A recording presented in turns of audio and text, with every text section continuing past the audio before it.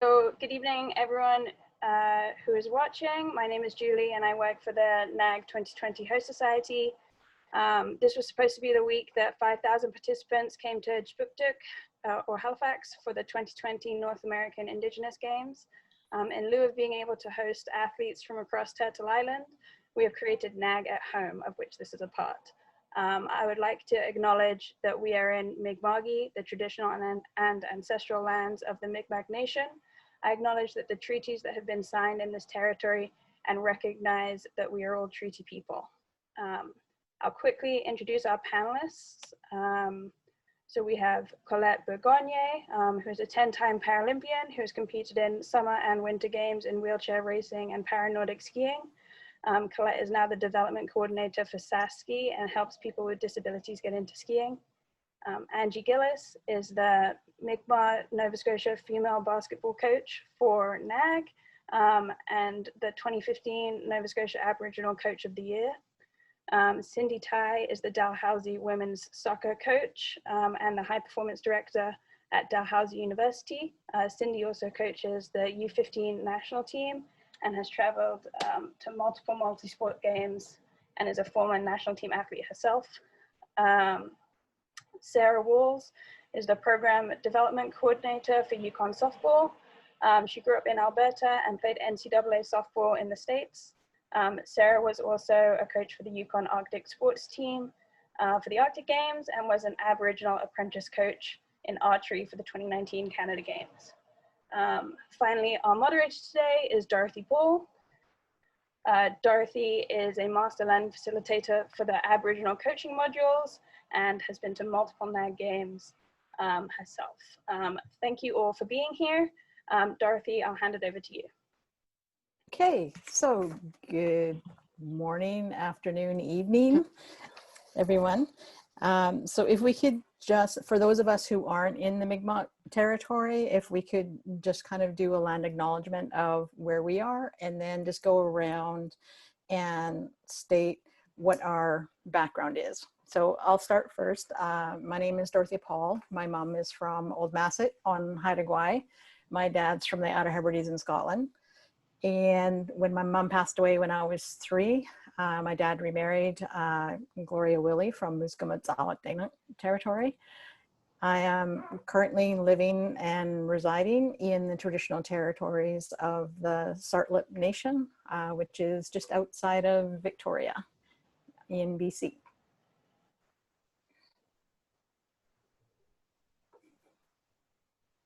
Sarah? My name's Sarah Walz. I was born and raised in rural Alberta, but my Métis roots come from the Batoche, Saskatchewan area.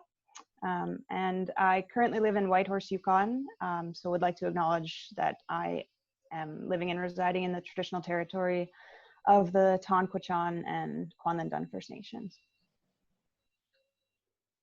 Colette?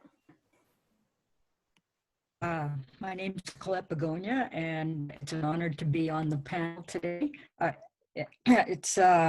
We currently live on Treaty Number 6 area, and that's about 30 kilometers south of Prince. And yeah, look forward to the rest of the discussion. Angie and Cindy, you're both in Mi'kmaq territory, correct? Correct. Okay, so today we kind of have a theme and it's around coaching. So the 3 main things we're going to talk about are becoming a coach, coaching, and then we'll have a little bit of discussion around mentorship and how that unfolded for you or if it did. So we'll start with becoming a coach. And feel free to jump in. So my main question is, how did you decide to become a coach?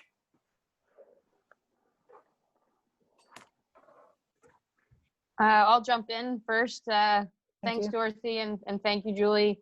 Becoming a coach was pretty natural for me. I always loved sports, and I became a teacher. So naturally, when I stepped into the school system, that wanted to keep the school sports going and give back that way. So I started as a coach inside my school as a very young person. What sport did you start coaching? Soccer primarily, but anything going. So track and field and basketball and softball, anything that was offered at the school. Thank you. I can go next. So for me, becoming a coach was kind of the same. I was a kind of athlete growing up, had a passion for basketball. When I moved to Eskazoni First Nation in high school, you know, we really picked up that it was a sport that we all really kind of just took up and wanted to play all the time as teenagers. But then we could see that the youth were kind of really interested, but there was a need to kind of have volunteers who were willing to spend some time with the youth. And really it was kind of just something fun for us as teenagers to do with the kids. I gave it up when I went into university, kind of focused more of my efforts on my studies, knew I'd kind of wanted to go into law school, but as soon as I was completed law school, I started asking around. I was now in Halifax, whether or not there were any youth basketball leagues around, and found out there was one located in the area that I just moved to, and went in and put my name into the hat to become an assistant coach at that time. So that would have been about 9-year-old and 10-year-olds. But there was such a shortage, huge shortage of minor league basketball coaches at the time. They just kind of gave me my own little team and started coaching minor. I guess it was the young ones moved up to bantam, then moved up to midget, and now I coach high school basketball and NAIG. So kind of progressed up over the years, spent a couple of years at each age range, and really got to know some great kids in the area, and I still love it to date. And it's something I'm still able to do as I continue on my career progression. I'm able to still volunteer my time with coaching, which is still and always will be a passion of mine. So.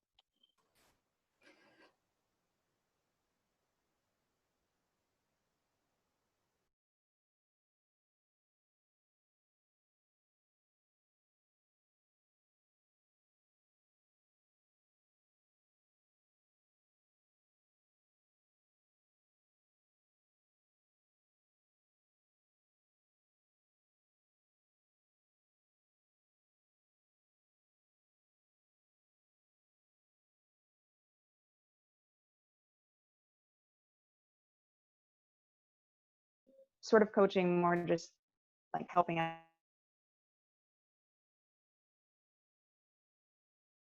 more just opportunity to get more ice time and to be and I enjoyed it then. I pursued kinesiology and sport management in university, and I've kind of stayed in the sport world ever since, in different program coordinator positions mostly, which has afforded me the luxury of getting to learn about a lot of different sports that I don't have a background in. But yeah, so I've kind of always been tied to sport. Hi, Colette. How did you jump into coaching? Well, as an able-bodied athlete in Saskatchewan, I did all the sports I could do and loved being as a young person. And then as an athlete, really focused after a car accident on wheelchair racing, and then cross-country skiing. And then as a teacher, I was also kind of came in through the teacher mode and coaching elementary and track and basketball.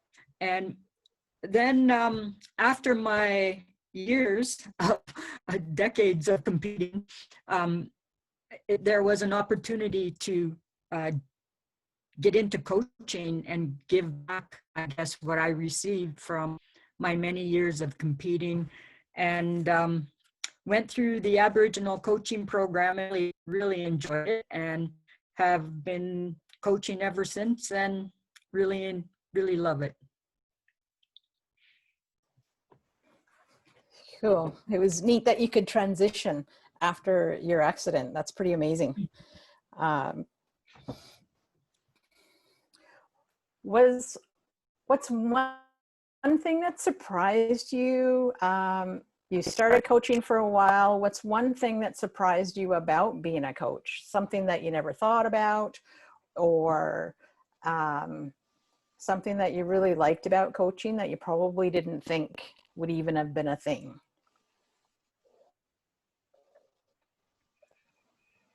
I guess for me personally, I'd say how much you can change somebody's life, and when they really love it and when they take a hold of it.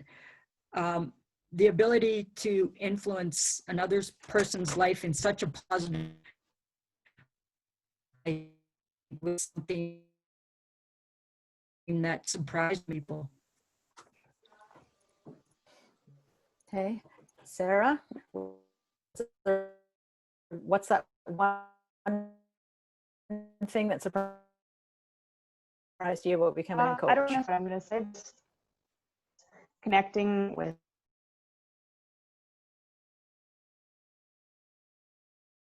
youth and being able to, and that safe space in a lot of situations that resonates. Yeah, so big for personal me. connections. Yeah, exactly. Okay. For Angie and Cindy, what do I want to ask you? That was an easy one. You could answer that one. You want to do that one? You can do that one. No, Angie, no, go ahead. I mean, I had nothing else to add, really. It's just that. But also, you know what? As a player, you're very competitive, right? You know, especially when it's a sport you're passionate about.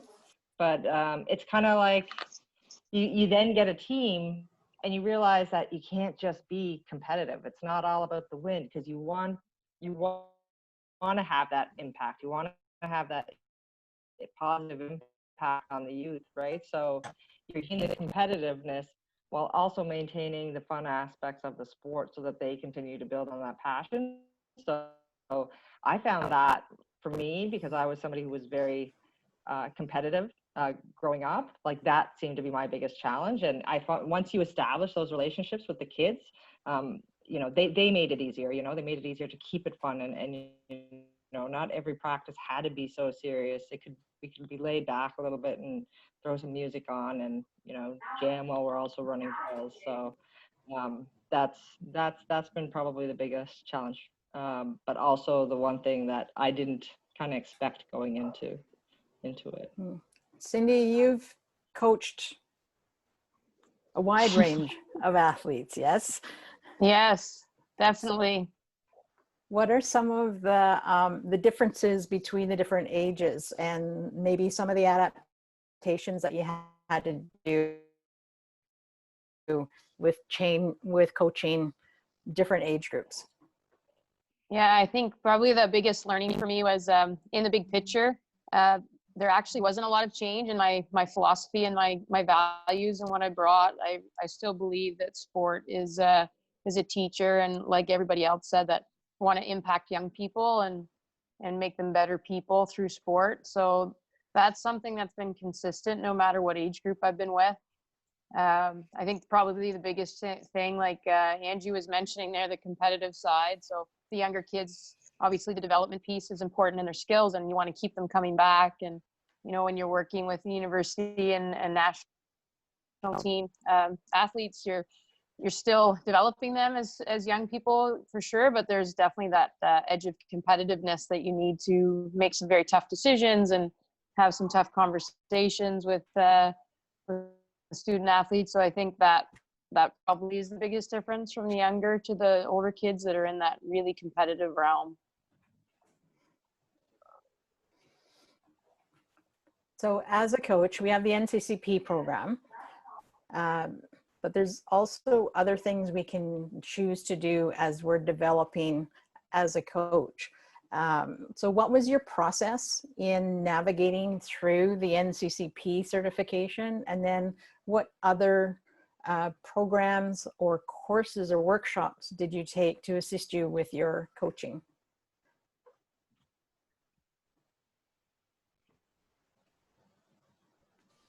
I can go there. I guess we'll go back around.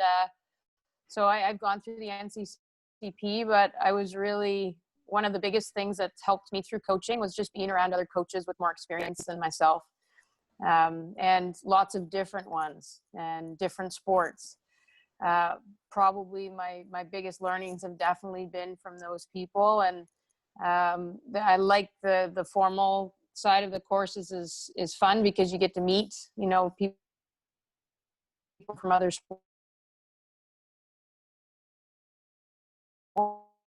sports and have those discussions.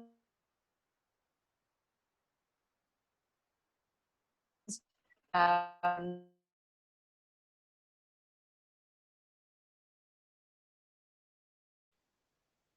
but definitely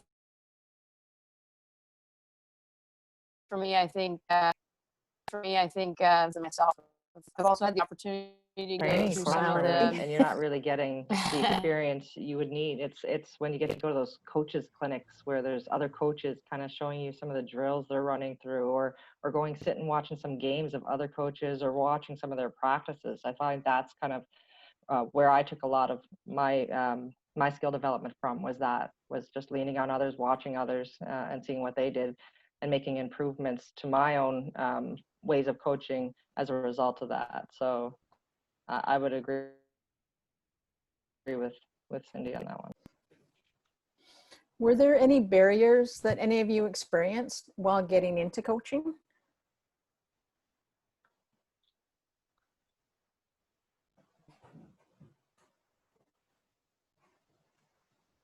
Oh, we lost Colette.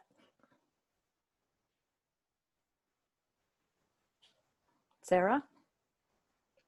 I don't feel that I've had any barriers. I think the one great thing about coaching is, especially at like the younger levels and the grassroots community levels, it's largely volunteer based. So if you are there and eager and wanting to be involved, it's fairly easy to get in the door at that level. And that's where my primary experience has been. So I don't believe that I've had any barriers. yeah, I've been very fortunate as well. No, I mean, I like Sarah, just starting and volunteering, and if you bring that enthusiasm and you're prepared and to have fun with the kids, and they walk away learning a little bit more, then and they're better for it, you're in good shape. But as far as, you know, moving towards a more competitive stream, I've had a lot of people that have supported me and mentored me, and you know, I was very fortunate for that. So in terms of barriers, it would honestly, the only barrier for me early on when I was making some jumps was me. I had a couple people basically push me forward and just say, you can do that. And I'm very thankful for those people that did that. So I would take a risk and step into the next level.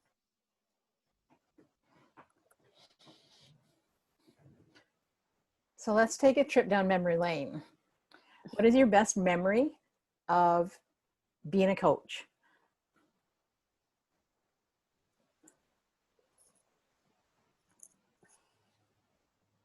You're all Geez, smiling. Dorothy, that's a tough one. Oh. Okay, I'll share mine while you're pondering. I was a soccer coach and was coaching U15, U16 girls. And probably about 7 or 8 years later, I ran into one of the girls' fathers. And he says, you know, the biggest thing that my daughter ever said to me was, Dorothy taught us discipline and how important discipline is in our lives.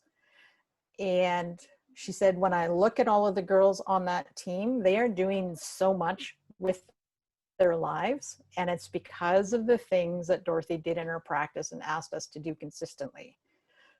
So it was interesting that I was like, discipline. Okay. But I mean, because I do have a reputation for being kind of a little bit hard-nosed and high expectations. And right? Structuring my practices and things like that. So it was interesting to hear her side of it, because she's gone around the world doing work that she's doing. So yeah, it was kind of cool.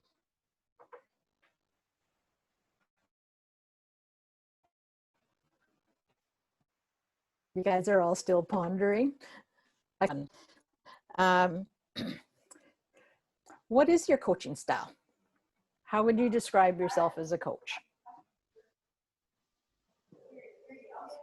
I'll go. I think my style, I don't think has changed too much, even from the beginning, but probably definitely a lot more polished in ways, and I'm learning more. But I think someone that's very collaborative with staff and the kids that I'm working with. I think I'm a good listener and have a good feel for some of the things that they're needing at the time, and good at adjusting that way. I've definitely learned a lot in the last few years in more competitive realm. So, but I still have circled back around to, my core values and staying true to those, and just making that positive impact is something that I always move back to. So making decisions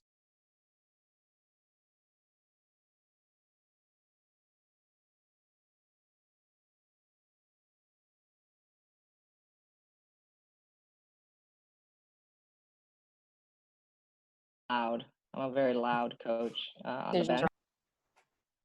So that's definitely something that I've had to adjust as I've got kind of come up through the years. But I like I said before, like I've built very strong relationships with almost every kid I've coached. There's many that I've stayed in touch way after they've finished playing for me, and it's just that relationship you build. So I'm hard in the fact that, like, when I'm running certain practices, they run a lot harder than in other practices, but I'm also, I also recognize when they've worked their butt off for me, and I can come into practice and say, okay, you guys earned like just a chill practice, and kind of still run some drills, but like relax a bit.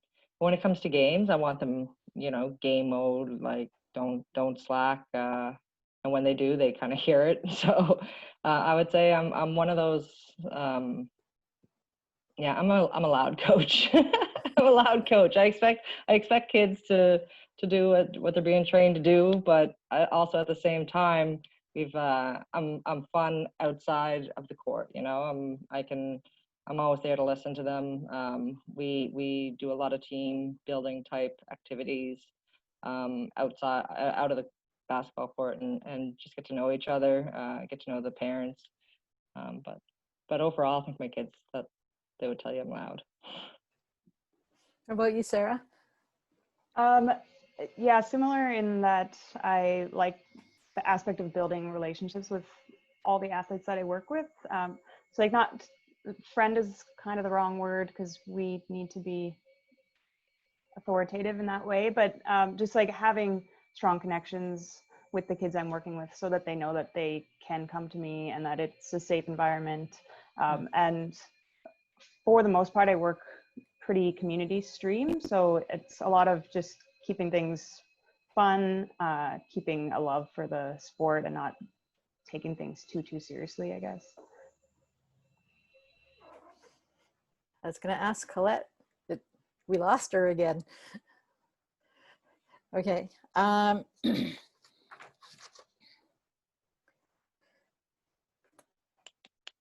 time Colette comes on, we'll all stop just to get a question into her. Yes, we will. Okay, we'll make that agreement. So when you go to a multi-sport games as a coach, how does your role expand? Mm-hmm.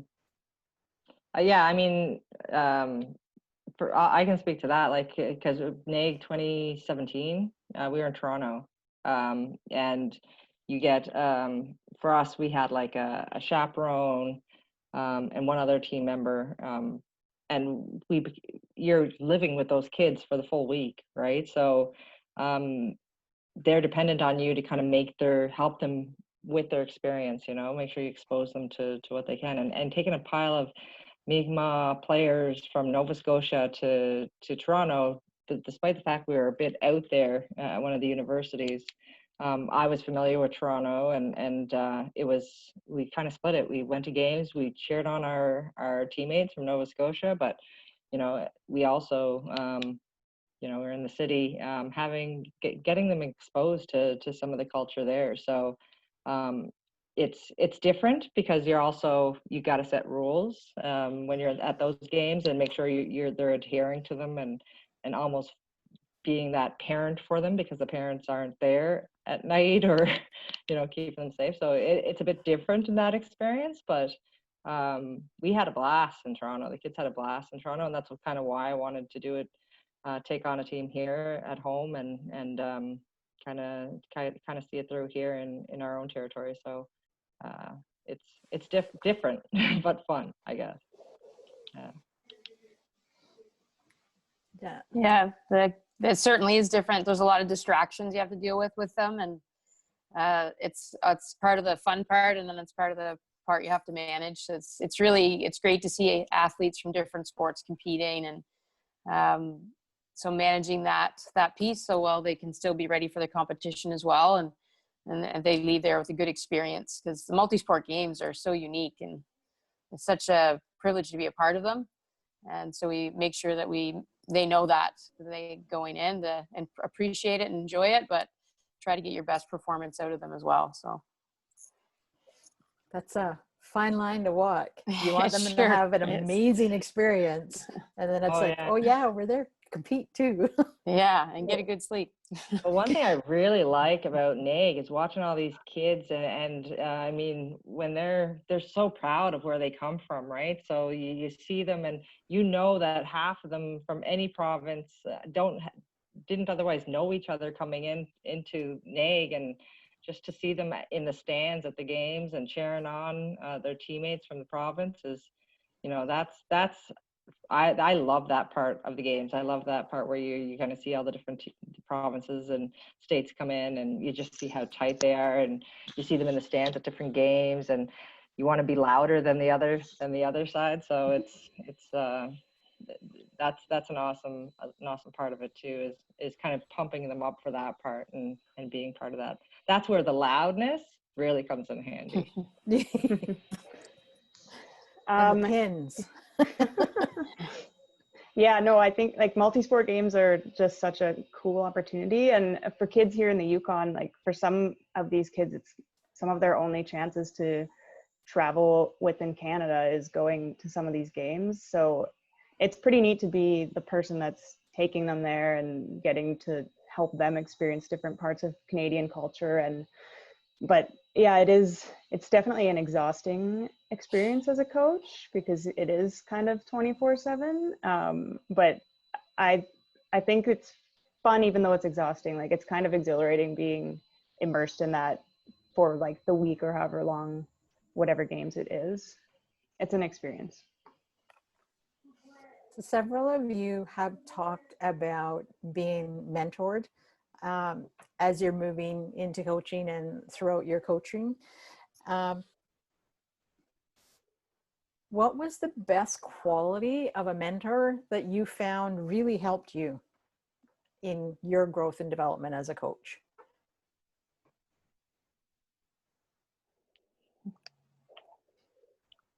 I gotta stop asking these kinds of questions.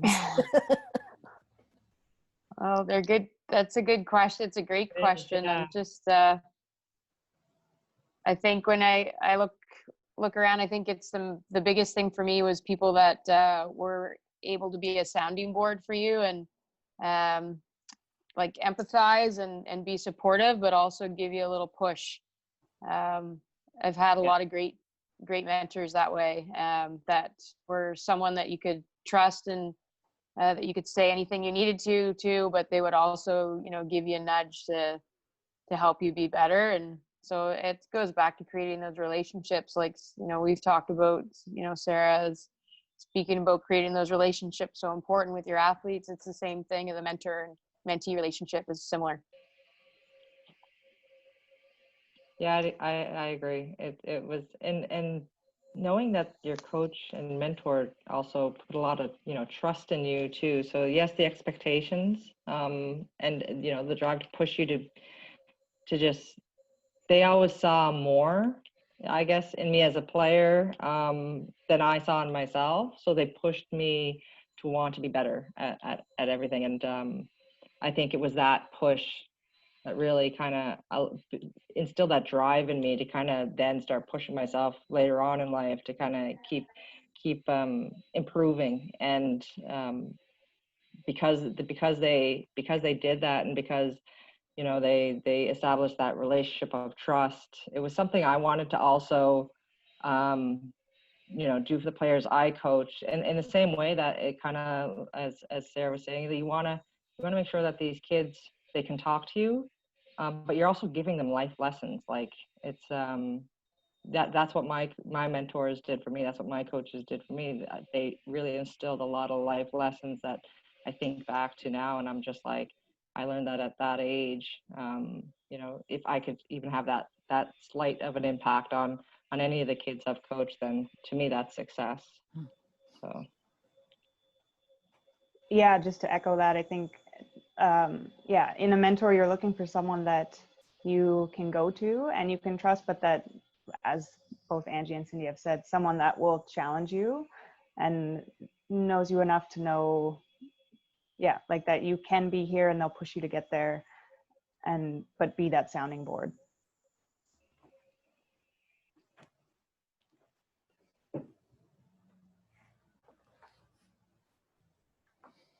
you can keep asking those tough ones. Me and Sarah will wait for Cindy to respond, and then we'll just agree with what she says.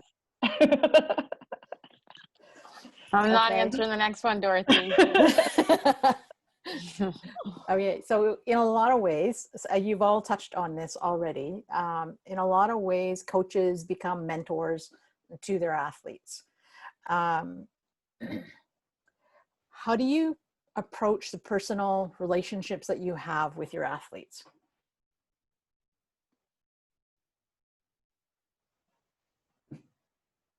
Here's something that's really cool. So a couple of kids I've coached here locally. I started coaching them when they're 9 or 10. Then I'm coaching them in high school. I was 27 when I started coaching here, and then of course by the time they're in high school, I'm having kids of my own, right? So I've got a 1-year-old and a 4 going on 5-year-old. And I really had I had like a basketball team of babysitters. It was pretty awesome. But I mean, the thing is I got to know them over the years, and they're great kids. And I mean, once you know, I became great friends with their parents. You know, we hang out. I hung out with the parents a lot, during games, and even outside of games. And it wasn't just establishing and building the relationships with the kids, but also their parents. And because of that, you with some of the kids, you almost become a bit more family oriented, and you know, they then want to push themselves because they don't want to let you down too. So it's also trying to kind of, when they feel like they have, you kind of have to, because of that personal relationship, you're trying to make sure they understand that they haven't disappointed you when you go through those tough losses, and how proud you are of them despite those losses. Because that, you know, once you cross that, you know, coach into type of family orientation type piece, it gets a bit, I find the kids really put a lot more pressure on themselves. So it's a bit different now, and with NAIG it's because, you know, a lot of those kids I have only coached for the first time, but you know, seeing how you were able to kind of establish that trust, and you know, taking those good qualities that you saw the other kids kind of pick up on from me on the high school side and the minor league side. Those are the types of things I try to instill in my NAIG team, and because we are, I mean, here in Nova Scotia, all of our communities, a lot of our families kind of are spread out across Mi'kma'ki and Unama'ki and Cape Breton, even closer there. So that kind of coming into that family type team isn't a difficult thing to do. because everybody here kind of knows each other somewhat, and if you don't, it doesn't take much to become part of it. So it's a challenge in the terms of you don't want them to really hang their head down and thinking they've disappointed you, but at the same time, you don't want to hold yourself back from really building that relationship with them so that they feel comfortable in their community.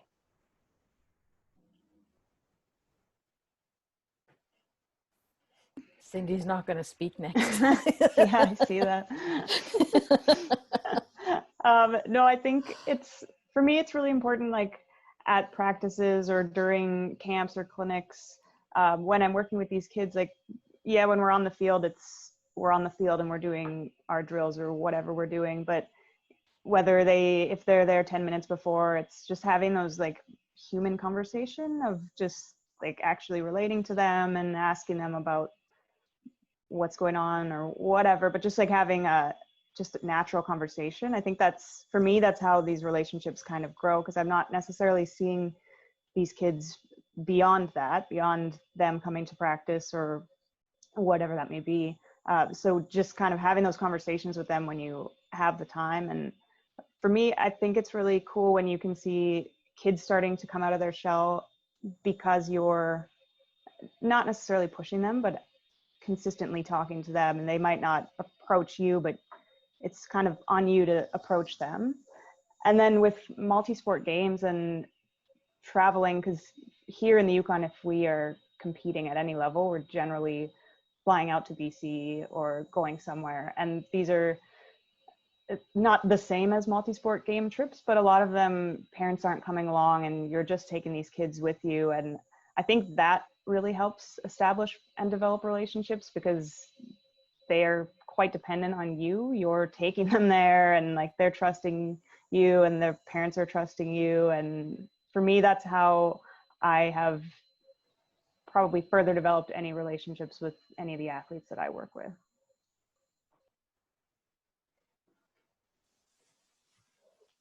Yeah, I think the personal relationships, just like the other two said, I think it's a fine line too, because it's a lot of energy to do what you're doing and preparing and having them in their sport, and trying to gain those relationships with them outside of sport. So I do find it's a fine line, especially now in this time with kids. So really just sometimes it's just asking them questions when they come to the field, and making sure that you have the opportunity to have meetings with them off the field and away from it, and you're leading with questions like, how's your family, how are things at home, and how are things in school, and you get to know them a little bit more that way. And like Sarah said, whenever you're traveling with athletes, you get a chance to know them a little better, because they're outside their home environment, and you're it for them. So that's a pretty cool opportunity too.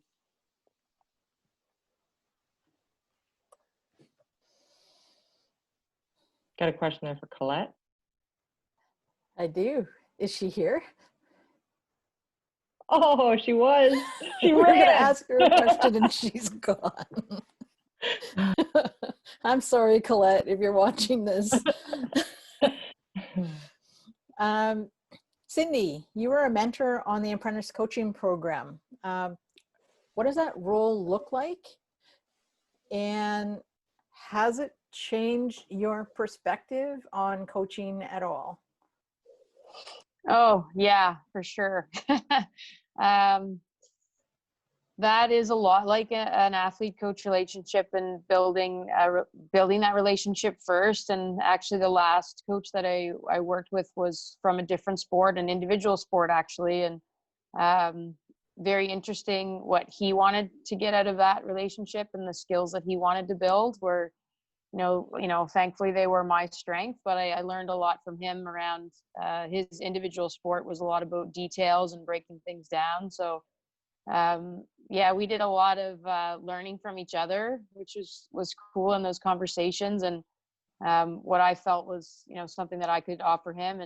And in the interim, like, I learned a lot from watching him do what he did really, really well. He's a very talented coach coming up through the ranks. So has it changed? I mean, I'm in the middle of a mentorship program right now, which is with a lot of great female mentors. And I'm enjoying listening and learning from them.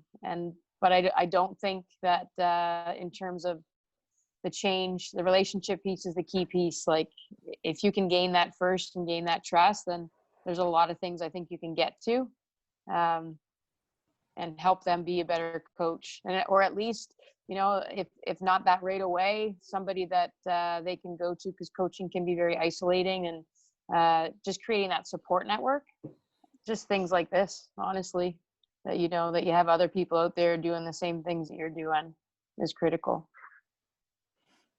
Yeah, I think some of my best memories were the week-long coaching clinics where you were basically in a melting pot with a whole bunch of people. And by the end of the week, we're all knackered. But at the same time, our networks went like this, and our ability to see other coaches and watch how they coach. And it's just a huge learning environment for coaches. So yeah, pretty cool. A couple of you participated in the Aboriginal Apprentice Coach program, yes? Can you share what that experience was like for you? Yeah, so I participated for the 2019 Canada Winter Games. For the sport was archery. So it was kind of a unique experience for me because archery is not my background.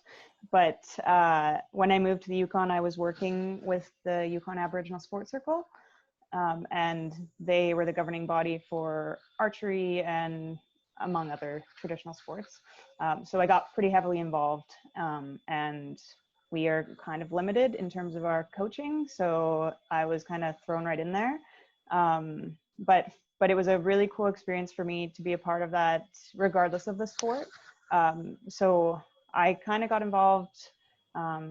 Our First Nations rec consultant here let me know about the program and said, I think you should enroll. So signed up. And for me, it was actually less about the mentorship role. And just like you guys were kind of just talking about networking, it was huge. That was, for me, that was the biggest part. And I think a lot of the other participants for our year anyways, I know we did a couple debriefs and everyone kind of kept saying, coming back to that networking piece and how, because yeah, like we were connected then with about like 20 different coaches from across the country from totally different sports, totally different backgrounds. And when I did the program, we came together as a group twice, and then of course at the actual games.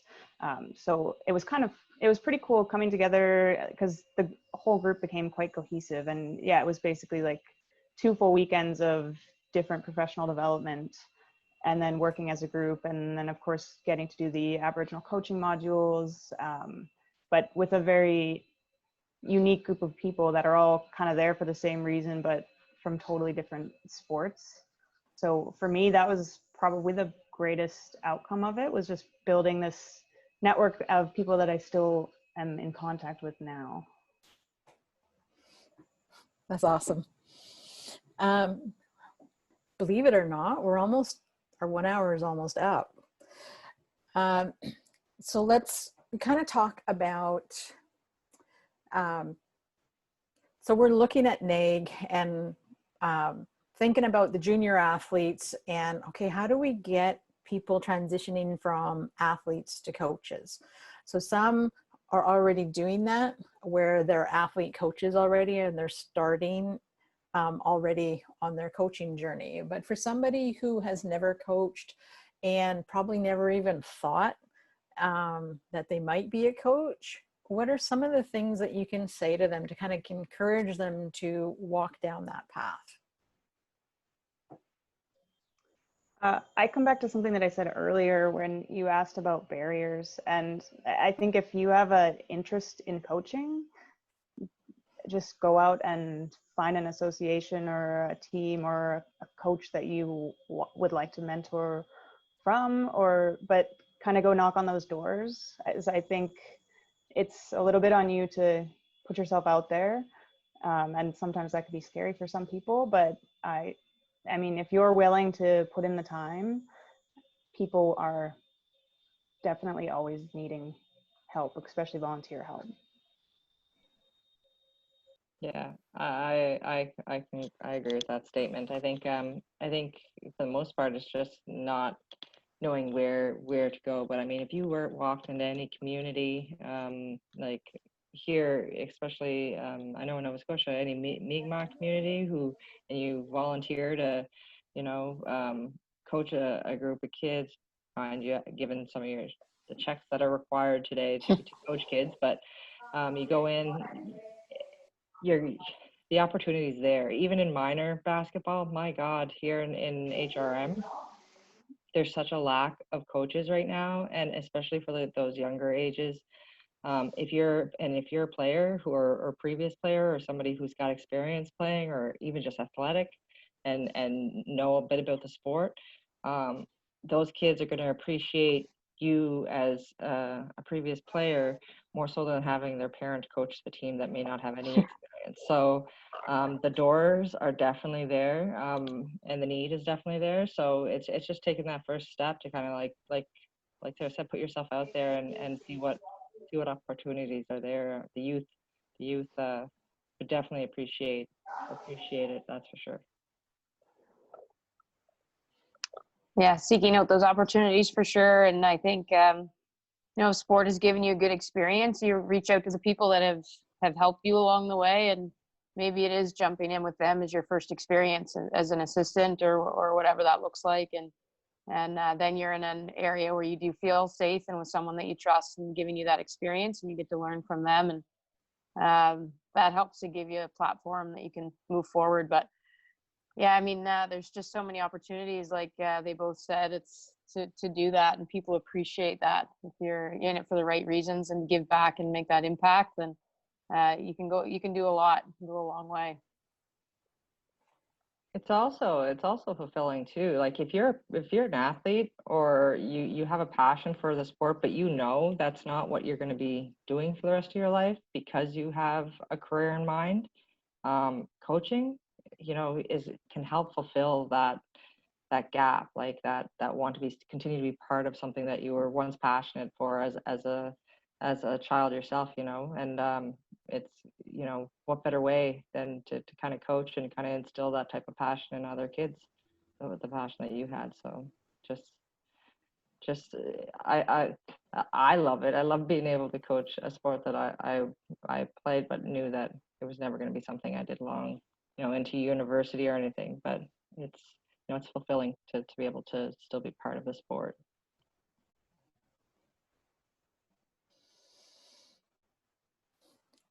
So what advice would you give to a young coach who's been coaching at the community level and then they're thinking about moving up in the coaching world?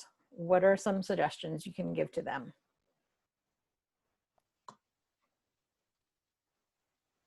I think if you have aspirations of moving up to the next level, that I think there's a real critical piece is going after those certifications and getting into those courses and making sure you're meeting people and showing that you're interested in learning and growing that way. And that will help for sure.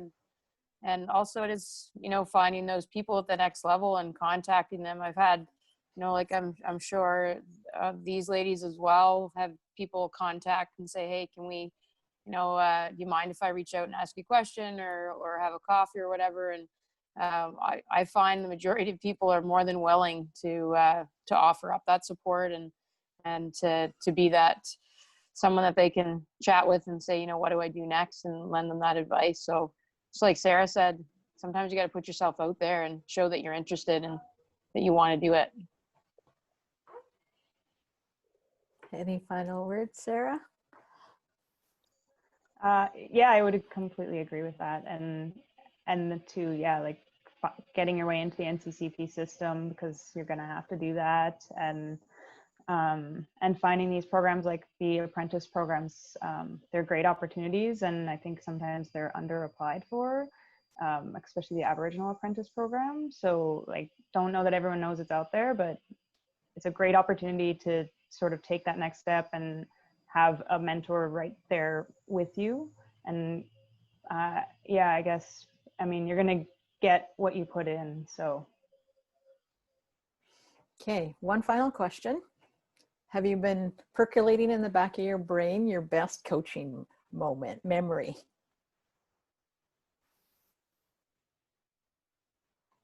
There's so You know, many. There's so many. Like I have so many awesome memories that I'm just like, how do you pick one?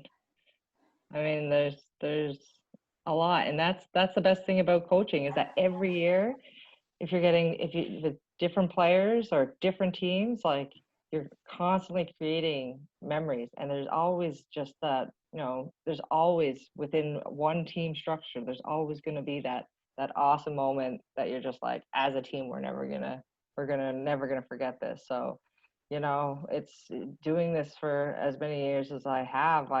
Every team I've coached, there's been something that I've just been like, this was awesome. Like, this is the experience they needed. This is something we'll never forget. But and that's something that's a gift that you get from coaching, are those just memories with so many different people. So I can't really pick one. Because if I pick one, any of the girls I've coached ever see this video, they're gonna be like.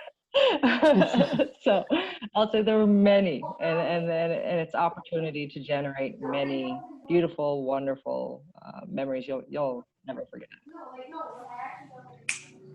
well said. Nobody else can give that answer, by the way. Everybody else has to choose one memory. Else has to choose one memory.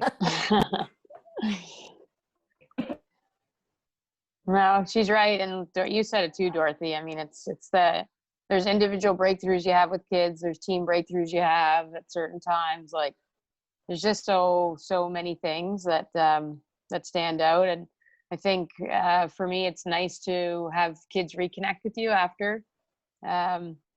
Whether it's if it was a challenging time or a triumphant time, whatever that looked like, and they reconnect with you a few years later. And those are great conversations to have too.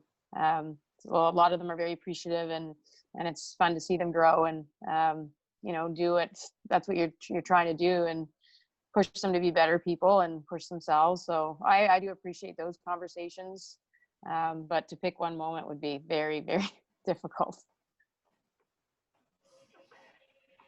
Yeah, I completely agree with everything everyone said. I think that kind of just speaks to how great coaching is and how fulfilling it can be, that it's so difficult to just narrow down one specific instance that was the greatest of all time. Like, there's just all these connections that you're making and all of these relationships that you're building and all the emotion enthralled in sport. I think it's pretty difficult to say that there's one exclusive best moment.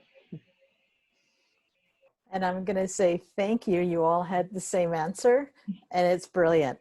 A lot of people, when they get into coaching, they think they're just going to get into coaching. And that's one of the biggest nice surprises that I've seen a lot of coaches realize over time is it's a two-way, you're giving so much of your time and your energy. What you get back, though, is tenfold. It's just amazing. We are pretty much done our time for today. So I'm going to say, Colette, we missed you. I don't know what happened. And hopefully we'll get to connect at some point, because she's done some amazing things in her life. And so I hope that we get to see her again. And I want to say thank you for jumping on the call and just sharing a bit of your coaching experience with the rest of us. It was pretty amazing. Thank you, Dorothy, for the fantastic questions. That really made us think. Yes, thanks, Dorothy. Yeah, thank you.